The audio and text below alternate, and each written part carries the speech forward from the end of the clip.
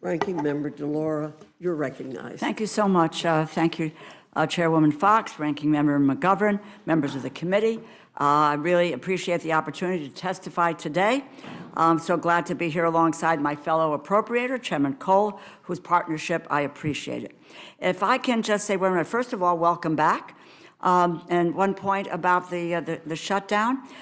It's been several months where Democratic leadership has called for an opportunity to sit down, whether it has been with the House and Senate leadership or with the President of the United States, where there was just that one meeting. He reneged on the first meeting that he was involved, so that we could sort out a bipartisan agreement in trying to move forward. And that the offer was there to meet anytime, any place, anywhere, so that we could really try to move forward. As I said, rebuked at every turn. And so the shutdown stands firmly in the process of the president, who rather shut down the government rather than negotiate. I'll just give you two quotes, and you can check on the quotes. He first said, it's a waste of time to meet with Leader Jeffries and Leader Schumer. The second thing he said, and he admonished his Republican colleagues and said, you need to jam the Republican continuing resolution down the throats of Democrats. I don't make it up. Those are his words. Anyway, I want to talk about why I oppose this bill. I oppose this bill because it does nothing to address the Republican health care crisis that will send costs skyrocketing for more than 20 million Americans in a matter of weeks. No, nothing has changed since yesterday's Senate vote.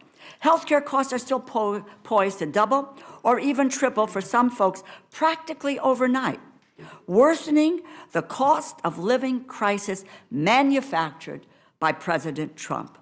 There is no restoration of premium subsidies, the tax credits. This bill is an empty promise, as is the promise for a vote in the Senate, and as the Speaker said, no guarantee of a vote on premium subsidies in the House. All across this country, families are struggling to navigate an affordability crisis that President Trump refuses to address. As a matter of fact, I think within the last 24 hours, he talked about affordability as a con job. Get out there, talk to the people of this nation, Mr. President. Energy prices are up, grocery prices are up, housing costs are up.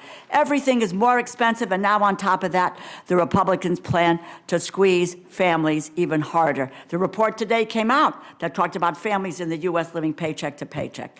And really, the president went to the Supreme Court to deprive kids of food, unbelievable, and now wants to deny their parents health care.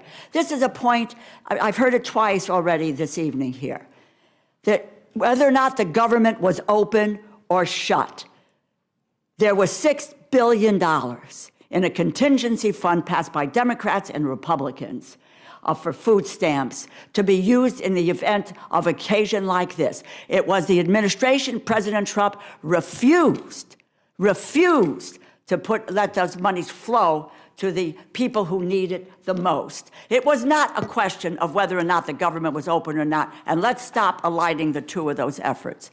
In my district, a mother of two named Renee Shalis, she will see her annual premium costs go up by $24,000 next year. She got her letter. That's $2,000 more per month. On top of caring for her two children, she is primary caregiver for the children's father, a brain cancer survivor who is physically and mentally unable to work. She is working tirelessly to do the right thing by her family, but she's already stretched thin. She literally cannot afford this. I'll just read you a couple of headlines from the Connecticut Press, New Haven Register. How much more can we cut back? Connecticut families brace for soaring health insurance premiums. The Connecticut Public Mirror, for middle-income Connecticut residents, sticker shock looms with ACA health subsidy set to disappear. Channel 3, Connecticut. Richfield couple faces tripling health care costs as cancer survivor needs continued care. That is a reality. And Renee's story is not an outlier. This is going to make life significantly harder for people all across this country, in every state, and yes, in every district. There are some 24 million Americans who get their health insurance through the Affordable Care Act. The Republican plan puts us on a path to destroying the Affordable Care Act, which, quite frankly, they have been trying to do unsuccessfully for 15 years now. Some of you may not think that health care is related to this continuing resolution, and I beg to differ. Take a look at the authorizing titles in the continuing resolution. There are more than 50 pages worth just dealing with health care. We can solve this problem in this bill if we choose to. And isn't the continuing resolution in the jurisdiction of the Appropriations Committee? You know, the entire House was marginalized in this process. Senate Republicans abruptly called off talks in the middle of negotiations, made their own bills public before reaching an agreement with all four corners, unprecedented in the modern era. And yet, they made the House constitutionally impotent in moving forward.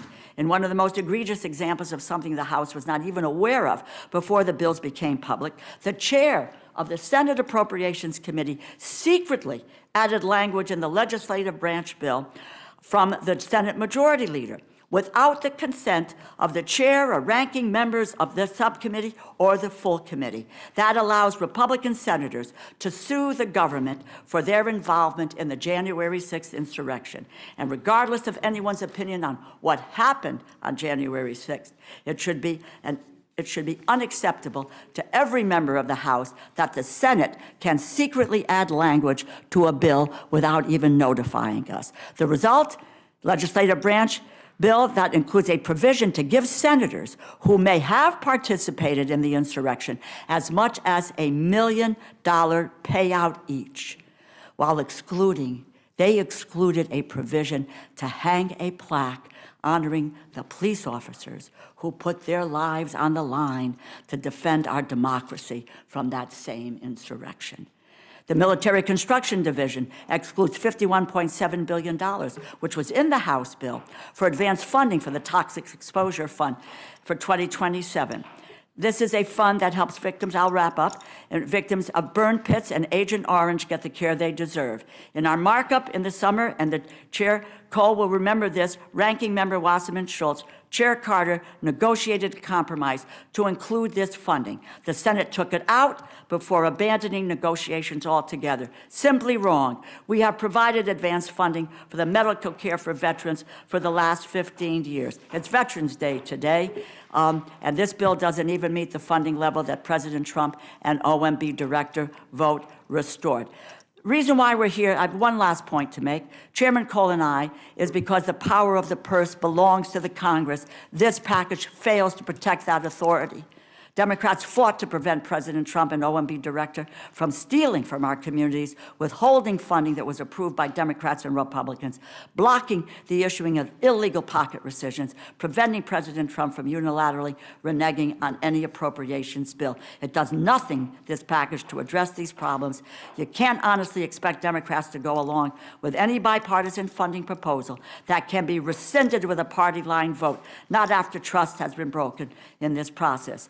The main reason I oppose this bill is because it does not address the health care crisis that President Trump created, serious concerns with appropriations divisions. I encourage my colleagues to oppose this measure, and I thank you, and I yield back.